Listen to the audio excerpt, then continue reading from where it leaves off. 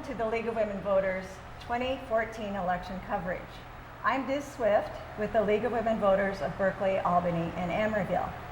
This is one of a series of programs to showcase candidates for Berkeley City Council and the Berkeley School Board. And tonight we're hearing from candidates for the Berkeley School Board. So let's meet the candidates. From left to right, we have Ty Alper. Good evening. Josh Daniels. Hello. Norma Harrison. Right. Karen Hemphill. Thanks for having me. And Julie Sinai. Good evening. Welcome. We'll ask a series of questions. I will ask a question, and then each of you will have a minute to answer that question. And we'll rotate. So first we'll begin with Ty, and then we'll move around, so each of you will have a chance to be first and be last. So let's begin with a question for Ty.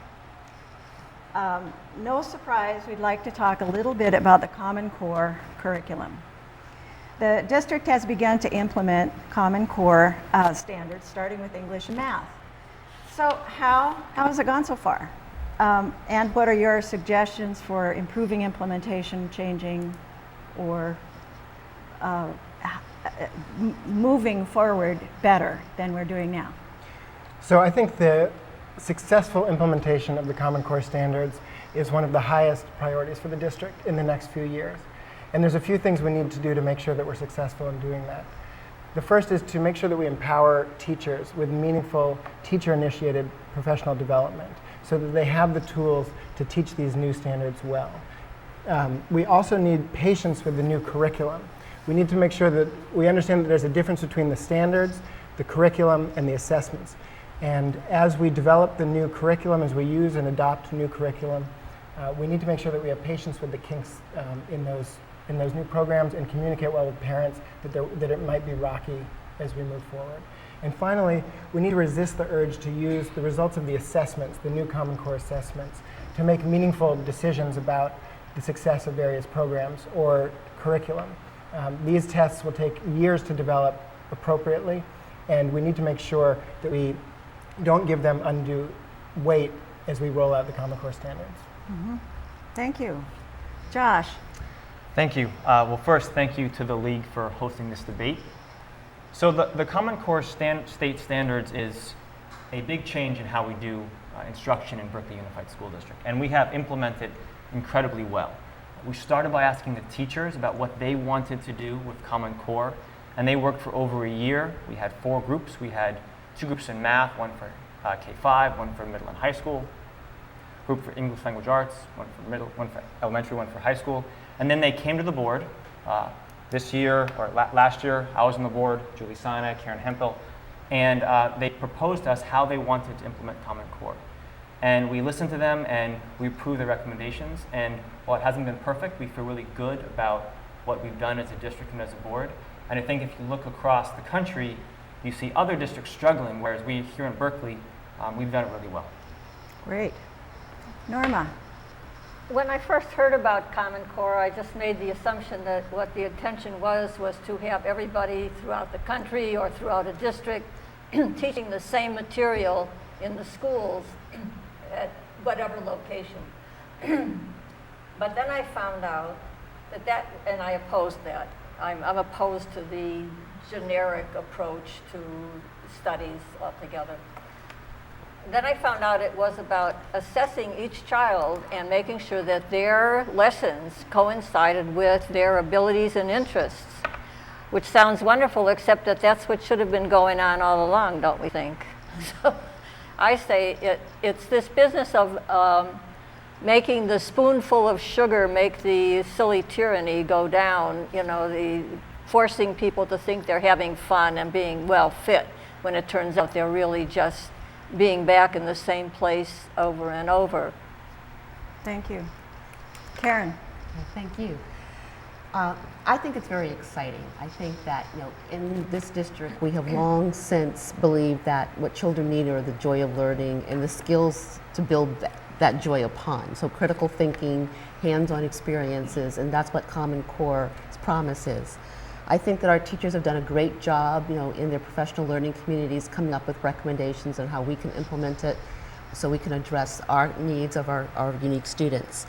And I think our next step, in addition to supporting our teachers to continuing mastering their teaching of this new curriculum, is really also reaching out and making sure that our classified staff are there and our after-school programs, that we work with parents. A lot of the homework is very different than what we remember as children or have helped our children with the past.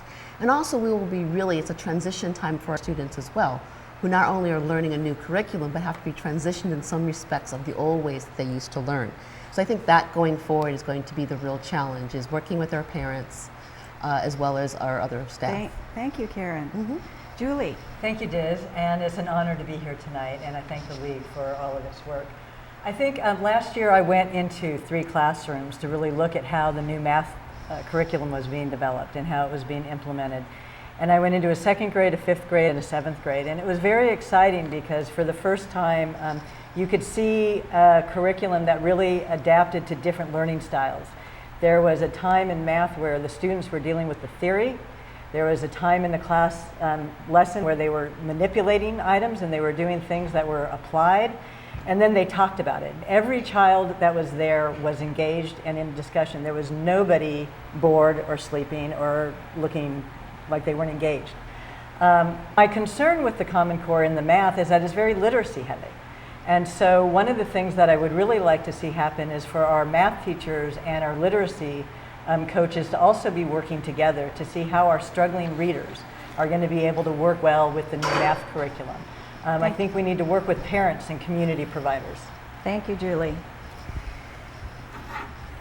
Learning starts early. Learning starts very early. And we have, how does the district best serve those early learners, especially 3 and 4-year-olds? Prepare them to be good social beings, good thinking skills as they enter school, but also that builds through the rest of their lives. Josh? Thank you. So the district has embarked on many important initiatives over the last 4 years, and our focus on preschool and transitional kindergarten in particular is one of them. The state imposed requirement that we provide kindergarten classrooms for 4-year-olds who haven't yet turned 5 by September 1st.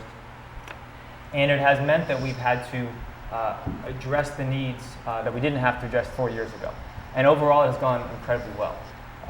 3 years ago, we also were facing a budget crisis.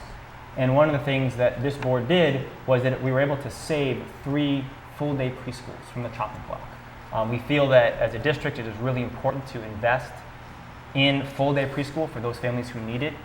And we were able to save those 6 classrooms, and hopefully as the money comes back, we will be able to expand on that program.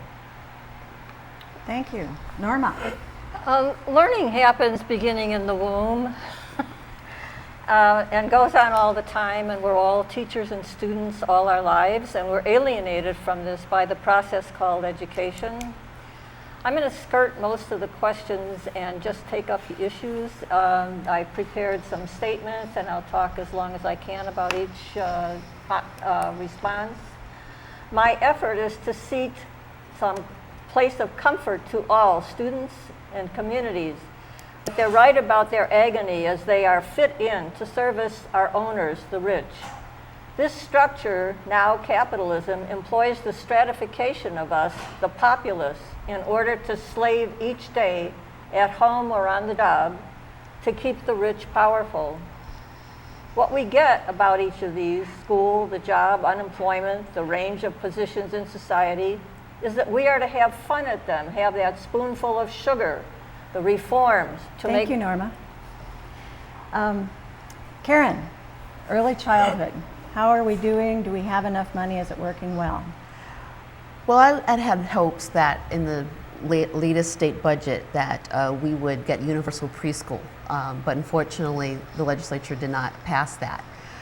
So I'm proud of what we've done in Berkeley to expand and to retain and to expand pre-kindergarten programs, our transitional kindergarten program. And we also have bridge programs for incoming students that may have not gone to a regular preschool, either our district or a private or a Head Start program. We also encourage parent and teacher partnerships starting really early on. I know that I learned as a parent, coming from a child who came from a Montessori school, that Montessori teaching was different than a lot of the classroom teaching in public schools, and having that time to talk to the teacher about my child and his uniqueness, and how maybe some of the things that he experienced in preschool were going to be different, really helped him be successful. And so that's something we're working on too, is helping parents to support their kids from the earliest ages. Thank you.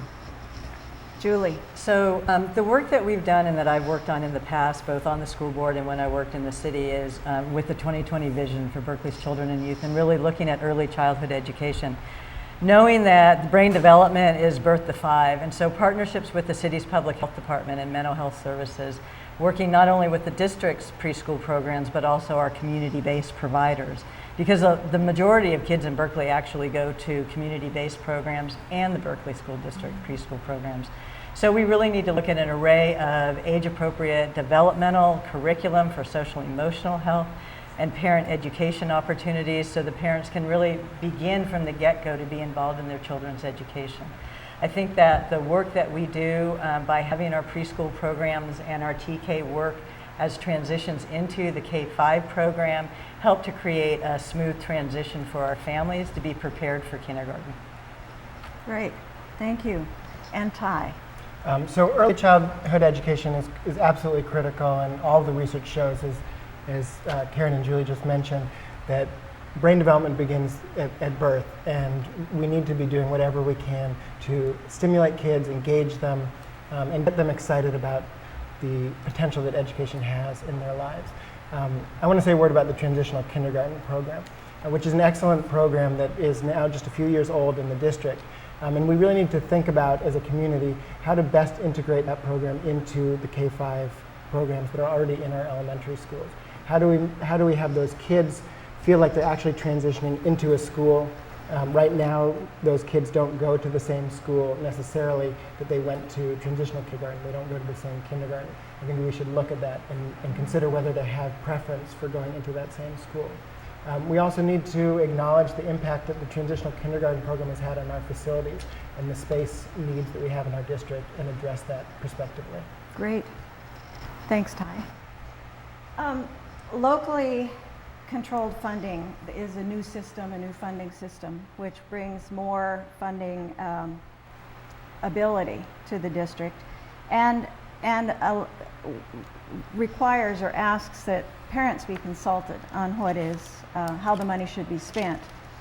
Are the children that really need the help from this getting it? So what I mean then are English learners, children from disadvantaged families, foster children, and so forth. Are they really getting their needs fulfilled with the program as it's moving forward now? Norma. There's no way that we can properly fund education, what they're calling education. I have a book, by the way, called School is the Opposite of Education, and maybe you'll take a look at that. I want to comfort our children when they describe their discomfort at school or on the playground or in the classroom among the bullies and cliques and among the honor students and failures and truants, that they're right to be dismayed and even horrified. Truants, like people that take a day off from work, sense or altogether recognize the position they're being put in and reject it. And for this, of course, they're criminalized. Going postal seems to make horrible sense to some listeners to and readers of yet another onslaught at their daily location site. Capitalism is not a victimless crime. We become what the system requires. People alienated from what we'd once hoped to do with our lives, as we accept the permitted activity as the way we have to live in order to get along, in order even to find a bit of satisfaction as we grovel through our lives. In proportion... Thank you, Norma. Karen, locally controlled funding. Yes, well, first of all, we are very grateful to the state for beginning to restore money that was cut in the past. That in fact, this new funding, the base funding, at the end of 8 years will only bring us back to where we were in 2007. So I just want to, it's not really new, it's more of a restoration. But there are monies now, and we got about $1.5 million that's specifically targeted for either low income English language learners or students in foster care. And that is money that really was, I would say, had the highest scrutiny by our community to make sure that we weren't just switching money around or duplicating. And our teachers were very supportive also in making sure that that money was going to tested ways of making a difference. One of the things that, for example, came out of the parent community was the real need to increase our mental health services to children, which is something that I was a big champion for.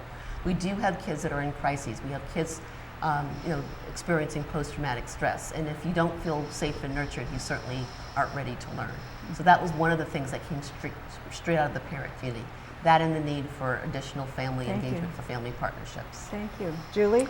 So a lot of people ask me why I would want to be on the school board, because there's so many restrictions and so many constraints. And the local control accountability plan and the local control funding formula changed that. And now this year is exciting, last year, because the school district actually got to engage in a very transparent planning process to set priorities on where we wanted our money to go. It wasn't based on categorical funds. We didn't do our typical school board, just have your few school board meetings and have people come. We went out into the community, we ran focus groups, we had the parent advisory council, we had an English learner advisory council, we had teacher councils, and so we really got a tremendous amount of engagement and buy-in. And the result is we have a very dynamic and ambitious plan to reach the students most in need, to reach our African American students, our low income students, our English learners, our foster care, our homeless students. And we're looking at expanded family engagement programs, we're looking at expanded math and English language arts. Thank you. Thank you, Julie. Ty? So you asked, I think, whether we've been successful in the way we've spent the local control funds. If the children that really need the help are getting the help they need. And that's the critical question, and we don't know the answer yet because it's so new. But it is the critical question. How are we going to assess whether the choices that we've made as a district about how to allocate that supplemental funds are actually getting to the students who they're designed to help? And I think it's true that the district did a good job of broad community participation, but I think we now need to work on deep community participation to make that participation from the affected families meaningful so that they feel like they have a stake not only in setting the priorities, but in assessing whether whether the goals are actually being met using metrics that are not just based on standardized tests, but are based on meaningful multiple measures that the educators, the professional educators in our district tell us are meaningful in terms of assessing whether our goals are being met. Great. Thank you. And Josh? So during the day, when I'm not at school board meetings, or meeting with parents or attending school sites, I work for the California School Boards Association, which is the statewide association of school districts. And in the fall and in the winter, I went around the state talking with other school districts and school boards about the local control funding formula and about implementing the requirements that are a part of it. And I can tell you that our LCAP, our plan that is associated with the new funding, has received rave reviews from the ACLU, from Public Counsel. We're part of a 12-district comparative study. And the reviews focus not only on our outreach, as Ty mentioned, but also on the content of what is in that plan. And on Wednesday, the superintendent will announce that we're forming a plan implementation committee to focus on how to implement that plan. And we will be doing exactly what Ty is hoping for, which is that deep community investment to make sure that those kids that we want to succeed do succeed. Thanks, Josh. We've talked a little bit about safety, but do our children, do our students feel safe in the school, going to and from school? And if not, what can we do better in that regard? Karen? I'll talk mostly about the high school. I think, a couple of years ago, there were a couple of incidents that happened that caused concern throughout the community. And I would say that there were some very specific changes made. I mean, first of all, we did complete a district-wide student safety plan that dealt with everything from natural occurrences such as earthquakes to armed intruders and other issues, heated custody battles that sometimes spill over into our schools. But we also have focused on other types of feeling safe and secure. Our anti-bullying program is very far advanced. We work with conflict resolution. We look at things, alternatives to kind of traditional discipline, taking responsibility and giving back to the community. So we really think of safe and nurturing environment very holistically. Everything from looking at attendance to looking at, unfortunately, some of our alcohol and drug use in Berkeley among our students. I mean, all this goes to being safe and secure. Great. Thank you. Julie. Yeah, I think that I think over the past few years, the school district has done a pretty significant improvement around creating safer environments in the school, both in the sense of actual safety, like Karen talked about at Berkeley High, but also in the sense of bullying activities. The district has been very active and just received a national award on its Welcoming Schools curriculum, which really works to make sure that all children are and families are well received in their school community. I think we've also really looked at safety on campuses in the sense of having caring adults on the campus. And when you look at the different surveys, the Healthy Kids survey, one of the ways that children feel the most safe is knowing that there's an adult there that they can go to. So there's been a lot of work in creating the school training with the school safety monitors, with teachers, with classified staff, so that the children know that there's someone there who's going to listen to them. And then the partnerships that we have with the city, because to and from school is often the scariest part for a child. Thank so you. we need to work with our city partners. Great. Thank you. Ty. Well, it's critical that students feel safe in our schools, and I'm proud of what we've done as a district, and the programs that Karen and Julie just mentioned, I think have gone a long way towards ensuring that our students do feel safe in all the different ways that they mentioned. I think that it's important to mention that the crowding at our elementary schools causes safety concerns in the yard, in the cafeteria, in all school assemblies. And I think it's something that as a district we need to proactively address. Okay. Josh. So it goes without saying that in order to learn, in order to be focused, you need to feel safe at school. As Julie mentioned, you need to feel safe going to school and coming home from school. In addition to the programs that Karen and that Julie mentioned, I'd also like to briefly talk about how we support our teachers and making sure that they are able to provide that safety and that sense of security for our students. So one of the important initiatives that the district has embarked on over the last 3 to 4 years is really a focus on what's called professional learning communities. So these are opportunities for teachers to work together to strengthen not only their class time instruction, but also their ability to connect with their students. So that if one teacher was able to connect with a particular student and then that student goes from 2nd to 3rd grade, that the 3rd grade teacher learns how to connect with that 2nd grade student. And while we still have work to do, it has been very successful. Great. It's Something my, that's it's my turn. yes, and Norma. I was debating whether or not to read this, but it seems to fit itself in very well. It's from Marx. In proportion as capital accumulates, this is going to be very hard for people to understand. We're so alienated from thinking this way, from being accustomed to the pain we live with, that this is going to be difficult for people to go back and realize. In proportion as capital accumulates, the situation of the worker, be his payment high or low, must grow worse. That's the way capitalism works. It makes accumulation of misery a necessary condition corresponding to the accumulation of wealth. Accumulation of wealth at one pole is therefore at the same time accumulation of misery, the torment of labor, slavery, ignorance, brutalization, and moral degradation at the opposite pole. That is on the side of the class that produces its own product as capital, which is generally money. Thank you, Norma. So something that is of interest now at the time of the election is civics education. And as it is now, requirement for teaching civics education is only in the 12th grade and as a one-term elective.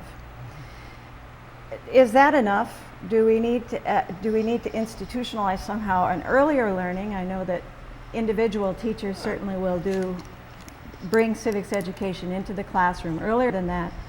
But how should civics education and civics involvement be taught? Julie? Well, I don't think it's enough to have it in your senior year. I think it needs to be embedded throughout your education. It astounds me that even in civics education in your senior year, you don't learn about local politics. You learn about state and federal. And when I worked with my daughter on her homework, and I was like, nothing boiled down to city councils and school boards. So I think starting at early grades, we need to embed civics education into history, into writing assignments. It could be as part of students' assignments in their writing that they go look at what might be happening in your local community. I think we could also be looking at our guest speakers that come into classrooms, having our local elected officials, our local policymakers visit classrooms on career days even. I think there's ways to incorporate civic education and work with teachers on how it can, again, part of the Common Core is to look at ways things can be more applied. So there might be opportunities to create mentoring or shadowing in local government for students at different grade levels. Great. Ty? Well, it's a result of civics education that I do what I do today. I took Politics and Power with Steve Teal my senior year at Berkeley High and learned about the death penalty in that class. And I'm a lawyer today who represents people on death row because of what I learned about the death penalty in that class. But I fully agree with Julie that it should be throughout the curriculum, throughout the K-12 education, and that I also agree that we need to bring in community partners to make that happen. I taught a mock trial class at Rose Parks Elementary School the last few years, and we brought students up to the law school to perform a mock trial where they learned about what a trial is, what the role of the courts are in our system. That was just one example, but it was a way of bringing kids to a courtroom. They met a real judge, they had jurors, and they got a chance to see what an aspect of government is like that they wouldn't otherwise be learning about in elementary school. Great. Josh? Well, our kids, they crave civics when it's presented to them in a way that they can relate to. I helped start the Berkeley High Student Court, which is now in almost its 10th year, and it's a program that helps create an alternative discipline to suspension. And it's basically a situation where you have student lawyers on either side and a student offender who has done something that typically would get them suspended. And you have these amazing arguments before a student jury about what the consequence for these students should be instead of suspension. And it was one of the most enjoyable aspects when I was running that program because of how thoughtful the students were. And in fact, one of our star lawyers from 8 years ago is now my campaign manager for my campaign.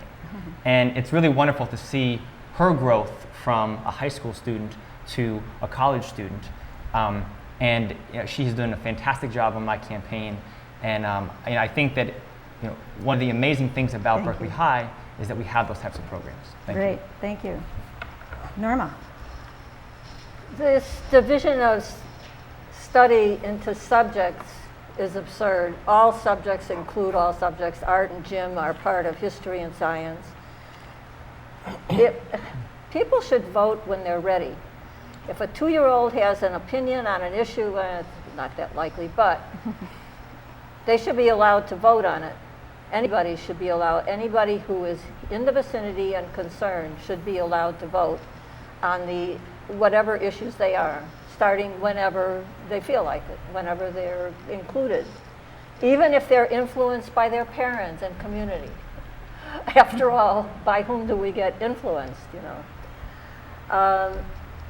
History, art, and science all are part of what we do in life. Let to live equally. No well or unpaid people, no higher or uneducated people. No, that higher education, I hope people are very angry at that.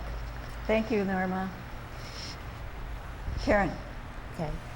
Well, I think one of the things that we can do the most in terms to get ready our kids to be fully engaged civically is to help them with critical thinking skills. I mean, that to me is the foundation of a democracy, is having informed citizenry able to have critical thoughts about who's in power and the decisions that are being made. And with that, then to feel empowered to make the change that they feel needs to be made or support those that they think are deserving of support. But I am a city clerk.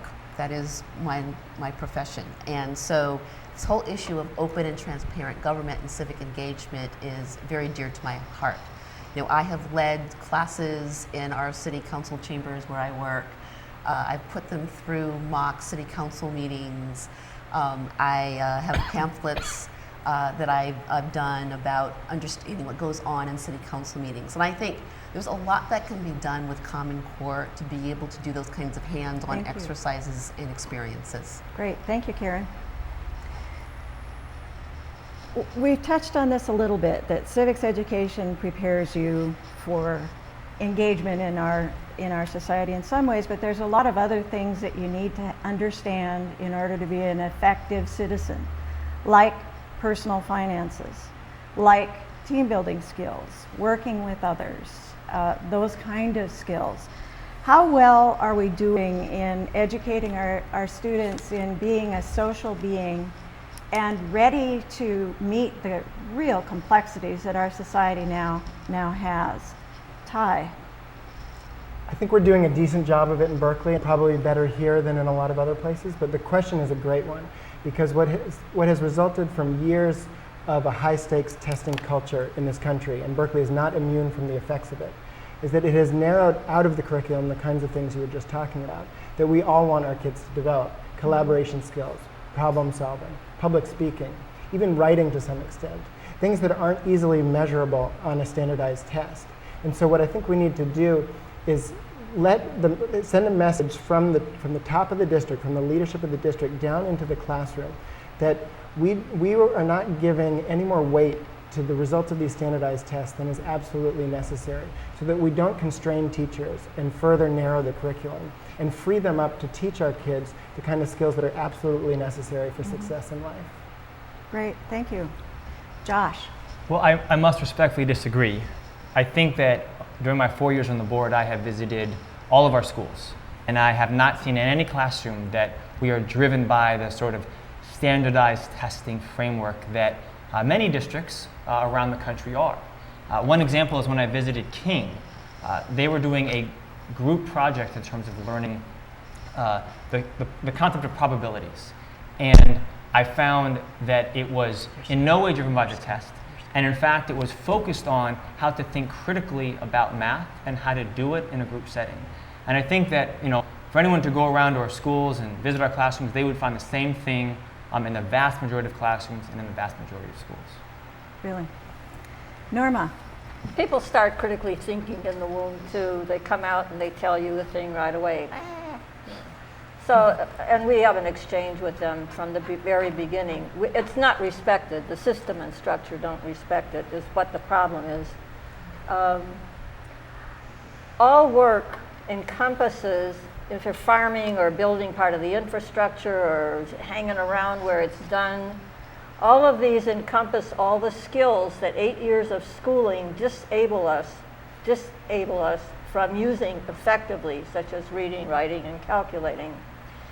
So we have to think instead of people working together. The best teachers are on site at the job doing whatever it is that the community thinks necessary and the person is interested in doing and capable of and develops skills to be able to do better. So whether they're 2 or 10 or 90, people are participating in work. The alienation is eliminated in that process. Thank you. Karen? It's very exciting to be in a community that values the arts and the music the way Berkeleyans do. I mean, the fact that we have a local parcel tax in which, unlike many districts, we've never had to look at having art and music in our classroom has never been an issue. We have added things such as new foreign languages that are challenging, but also are much more real world, such as American Sign Language and even Mandarin Chinese. And we have a lot of clubs, particularly at the high school, for entrepreneurs and more. So, and we also focus on things like our kids' nutrition. I mean, we have some of the healthiest meals in the country, with most of our foods being organic and locally sourced. So we really are looking at well beyond kind of traditional academics and really looking at the welfare of our children as a whole. Thank you. Julie? So I agree with Karen in the sense of the strength of our music and our arts and our garden and nutrition programs that really allow children to flourish in a non-classroom oriented environment. One of the things that I'm interested in looking at is some of the school districts across the state are creating what they're calling graduate profiles. And it's not just students who meet their A through G requirements or students who are college ready, but it's students who are college and career ready. And it's looking at students who know 21st century technology, who are looking at critical thinking, who are looking at problem solving, and who are looking at team building, as well as our literacy and our basic math. Our Toolbox program, which is a program that we're launching district-wide this year, is a way to really help students with team building and being able to work with others. It helps with impulse control. It helps them understanding where another student is coming from in a situation on the playground or in the classroom. So I think we've got tools to do that, but I actually think we need a lens to look at for our graduates. So when we're looking at 21st century technology, what does that mean for elementary school, Right. high school and middle school? Thank you. Thank you. Good summary. There is a stubborn performance gap between children from more advantaged and less advantaged backgrounds. Some kids really come from a hard life. Some kids have a lot that they start out with. Are the changes we're making in the district, the direction we're going now in the district, are they going to actually change that? Are we actually going to be attacking that performance gap? And if not, what should we do? Josh? Yes, the things that we've done have started to address that gap, and the things that we will do will make further progress towards that gap. I grew up in Berkeley, actually a few blocks from here. I went to Willard, Washington, and Berkeley High. And when I graduated, I went off to college, and I remember being so proud of the public school education that I received. But there were friends, one kid who actually lived just a few blocks away as well, he did not graduate. He was a good friend of mine in elementary school, and we went in very different directions. When he finished school, he was not as proud of where he came from as I was. And so I ran for the board 4 years ago, and I'm running again to make sure that all the kids who graduate, all the kids who go through our schools feel that pride. Not for the exact same reasons as me, for their own reasons, but whether they go off to college or career or whatever, we want them to feel like we did good by them. And we have been, and we will continue to do it. Thanks. Norma?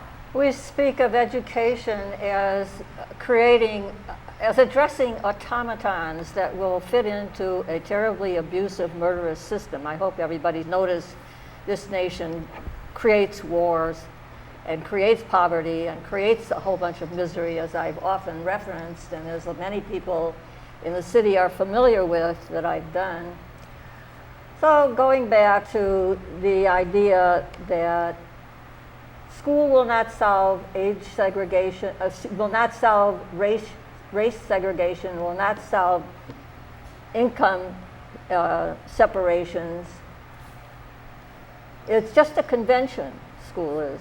Where did it come from that people should be segregated by age? There's research, nobody, unless somebody has done a book which says it's necessary to do that and found the statistics to prove it and written a book and become a college professor by so doing. Thank you. Thank you, Norma. Karen, performance gap, are we actually making headway? I've said it before and I'll say it all the time, that if there's any district that should be able to successfully tackle the achievement gap, it's Berkeley. We have the resources of a wonderful community, we have a university, we have a city college, and we have a supportive community in terms of providing local money for our schools. But this is one issue that Berkeley has not been on the forefront of. There are districts that have done a better job than we are in bridging the opportunity gap, but we are making strides. We now have bright spots, we have bright programs, and we have the beginnings of systems in place to really deal with kids early on and to support families. All families want the same things for their kids. All families want their kids to succeed, but some families that don't necessarily have some of the same knowledge as others on how to make that so. We also have to build a culture of academic achievement, a belief that every child is able to learn. And I think sometimes with good intentions, we not always truly believe that. Great, thank you. Julie? So I have been working with a number of my colleagues for years on the 2020 vision for Berkeley's children and youth, which the whole intent is to eliminate the racial predictability of academic success. In Berkeley, it's not a socioeconomic status alone. Actually, our low-income African Americans, our non-disadvantaged African American students are often academically below our low-income white students. So it really is a cultural competency issue. It's an issue where we have addressed a lot of training in our schools with cultural competencies. We have added funding into our local control accountability plan to hire more teachers of color so we can actually have more folks in the school community that reflect our student population. We have expanded our family engagement strategies to really look at how do we get disadvantaged families or families that have not typically been engaged, Thank you. more actively engaged. Great, thanks. Ty? So I think the brilliance of the 2020 vision, which Julie was instrumental in creating, is that it is a recognition that it takes a village to address this problem, that it is that it's a community issue, it's a district issue, it's a university issue, it's the whole community, the city, that needs to come together if we really are going to solve racial predictability in test scores and a gap in performance generally. The question is, how are we going to actually implement that, and how are we going to do it? The local control funding gives us an opportunity both for more funds to address kids that are the target of this gap, and to hold ourselves accountable as a district to whether we're using those funds in the way that is most likely to meet those goals. And that's going to be the key in the next few years, is to really look at whether what we're doing works, and if so, to keep doing it.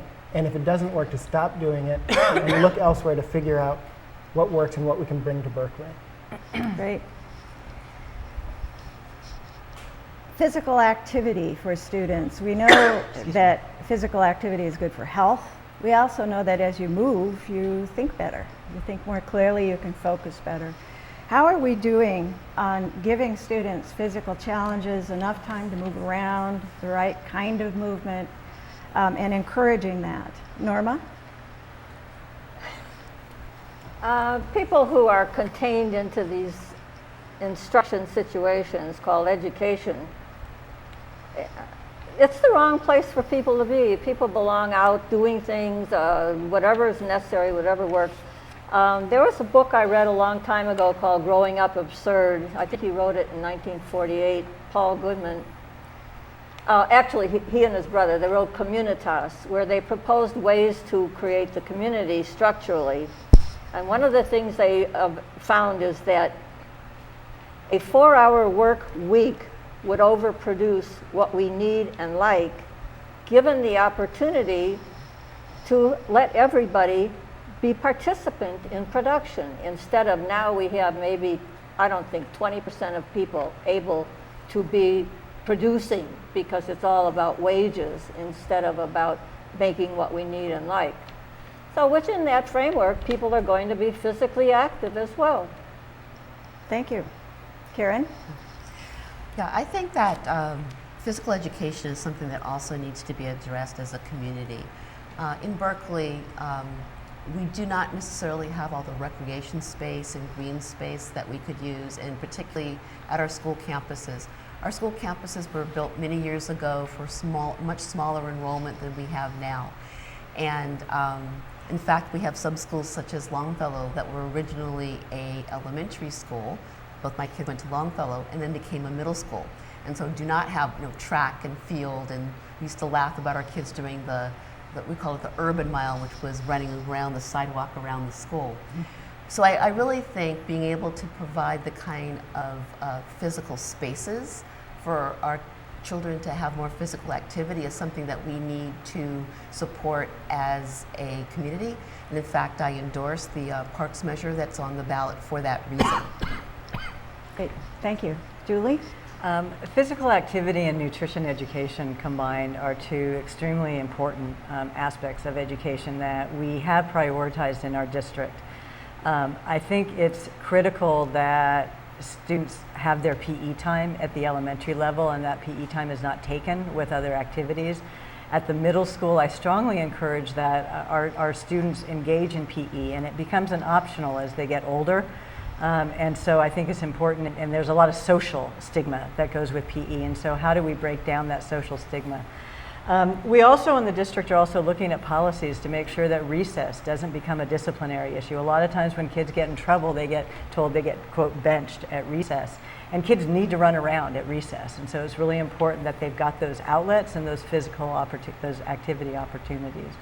And I agree with Karen that we really need to look at partnerships. There are places where our schools are partnering with the YMCA, with our rec programs, where Sports for Kids, other programs that come in and actually conduct physical activity and recreation. Great, thank you. Ty? Yeah, I wanted to follow up on something Julie said, which I think is a good point about the recess, taking away recess being used as discipline. And I think it goes to this larger issue of our priorities and what we teach our kids.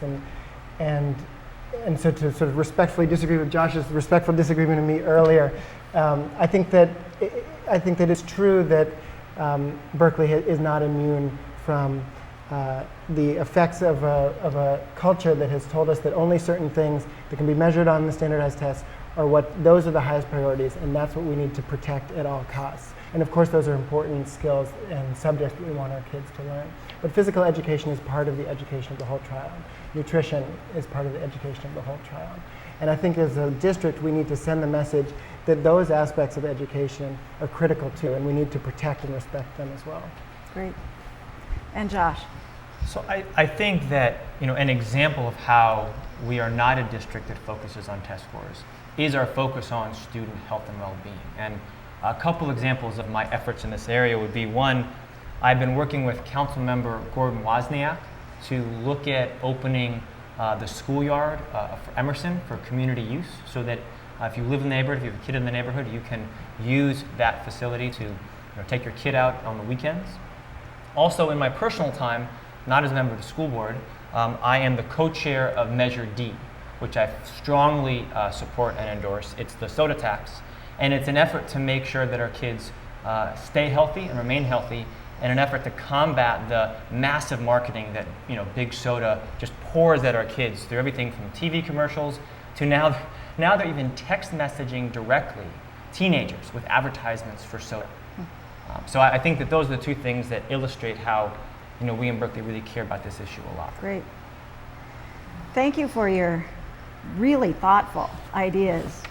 Now I'd like each of you to have an opportunity, about 2 minutes, to tell us why you are the one that should be voted for school board, and how you are the best person for this job. Let's begin with you, Ty. Okay. Thank you. My name is Ty Alper, and I'm running for Berkeley School Board because I think that Berkeley can be and should be a city in which every child has an equal opportunity to succeed. Every student is challenged in the classroom, and every classroom fosters creative thinking, problem solving, and a lifelong love of learning.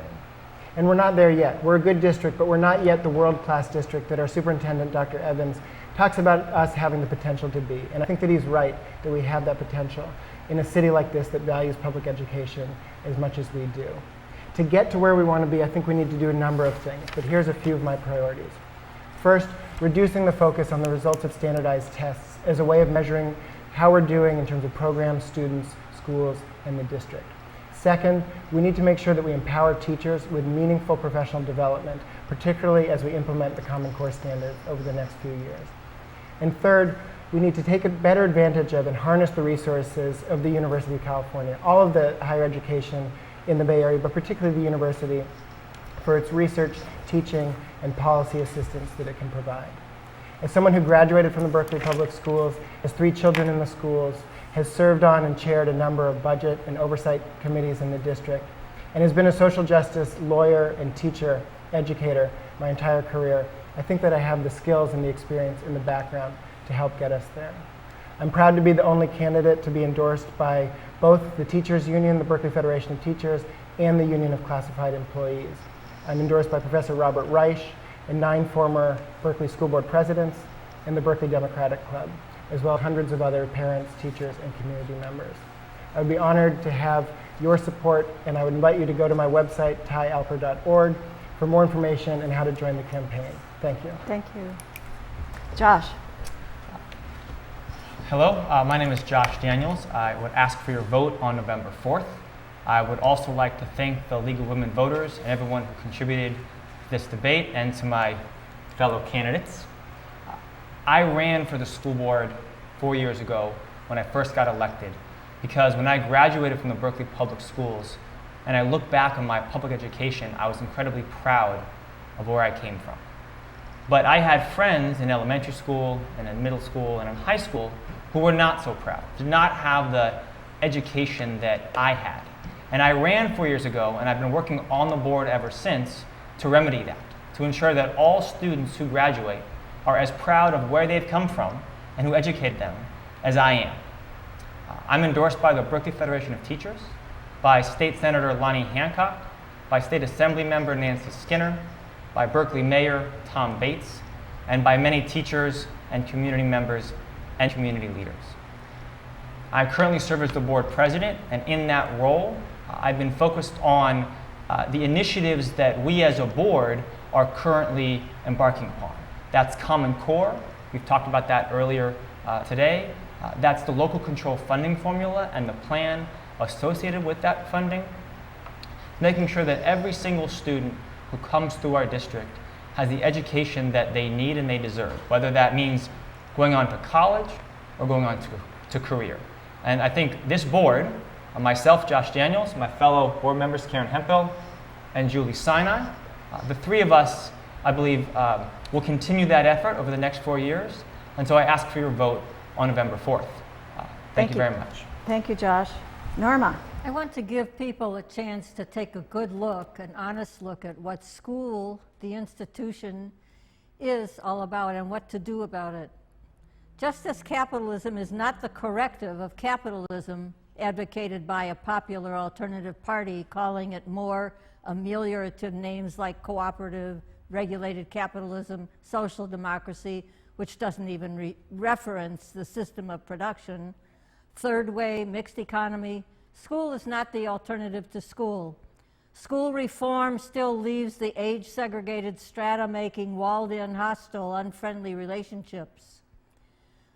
School reliably transmits the uncomfortable system in which we live. It serves to make unquestioningly acceptable separation of loved ones from each other. It stamps approval on the presently accepted organization of labor and the products labor is employed to produce. These, the work we do and the ways we do it, are just us molded into a tool that serves the profit system, which benefits pretty much the 1%. Meanwhile, we ache after our loved ones, yearn to be with each other through the day in comradely, loving ways. As well, we crave work for the liberation we really want. What can assist us is envisioning the world organized so that our natural human lovingness forms our processes of daily life. We have got to be able to recognize that we can provide us all our material for comfortable living, organized pretty much opposite of how we are now. This system of production is directed in the way opposite our care of us, including of Earth. It permits us to provide a minimum of values to our lives, movies, yes, hamburgers, yes, and the maximum of value to our owners, the rich. Thank you very much, Norma. Karen. Thank you. I'm running for re-election as the most experienced member of our board and past 2-time president. I'm excited to be running again because we've come a long way and I'm looking forward to continuing the work. And I am proud to be part of a community that so values and supports providing the best education and imparting the joy of learning to all of our children. I have been endorsed by the Berkeley Federation of Teachers, State Senator Lonnie Hancock, State Assembly Member Nancy Skinner, Mayor Tom Bates, and I think I'm the only candidate that's been able to reach the entire City Council, which I think speaks to how I've been able to work together with people of diverse interest and points of view.